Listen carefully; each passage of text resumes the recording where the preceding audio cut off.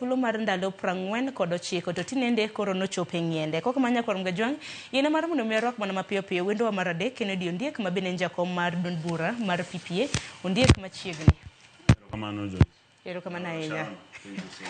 Ero kama na enya keno machiegni. Apa nwachaka nagi ng'anyo mago mag jopuonj mbalariany kwa mgajwang matinende koro en fuongruok ne jopuonj mag mbalariany kanyakla kod jopuonjre mabiro sibido ka ywago reyo kaluwore kod ng'anyo makamano. Rechid nwachaka na kodi ng'anyo mago mag jopuonj mag mbalariany matinende koro nagi chopio girimiti kurka kodi kaka japiny samoro kaka janyuoli nene machal nade. I think ni en gima ber ni negi rado ma winjruok no betie nikech seche ma nyithindwa ni oko to ok nen maber ahinya ni Ministry mar Education kata Education Sector mar Kenya kae nitie gi tungni mang'eny nyocha kae nyocha matis waneno ka nitie weche gi funding mag nyithindwa capitation kendo wachako waneno ka jowa mapuonjo gi bende koro nodhi ng'anyo ken gima ber ahinya to ka nitie winjruok kaka mano timre nyoro no ten gima wapuoyo kendo amor ahinya ka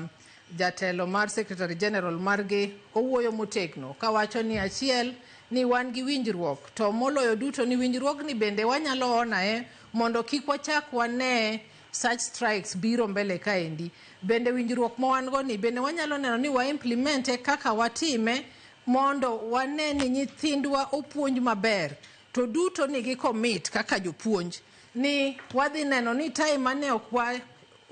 wayudo opportunity mar puonjo nyithindwa wadhi neno ni wa recover mondo loss cha kik bedie to bende maduong'e ni bende akwayo ni bende victimization bende kik bedie mane waseneno chon ni jopuonje mano kodhi kata nodhi e ng'anyo koro gibedo victimized here and there ten morna kaka janyuol en morna kaka ng'ano moero somo ni nitiere agreement ma is holding mang'enia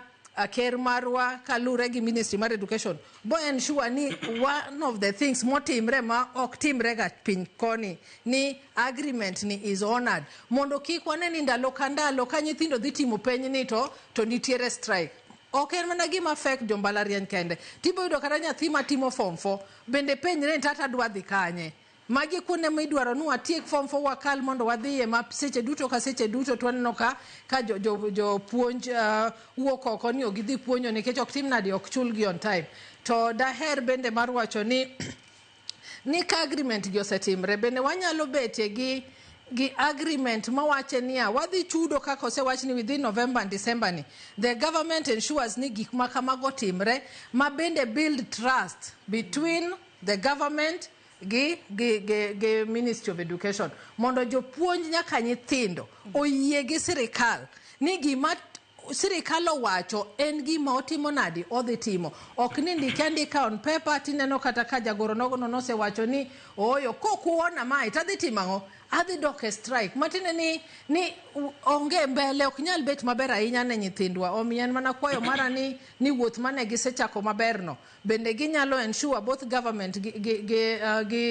the education fraternity especially mag mbalariany ni gigie ki ochopo kare mondo wane transparency mane ginyiso wanyoro no wan be wane ni otimre maber kaka jonyuol ma wan be wan gi geno ni nyithindwa kata mowuok e form 4 ma timo penj bende nigi kuonde ma gidhiye nikech most often than not ni nyithindo gi wuok ka gidhi e public universities to public universities gi emo bed affected remember ni nyathi mane mane kupet otero e private university to dhi mbele gi somo matine ni nyithindwa moko ni maber to nyithindwa moko ok ni maber mano bo ken gima ber e society ta hinya ni seche mwe nyithindo bende oko for that long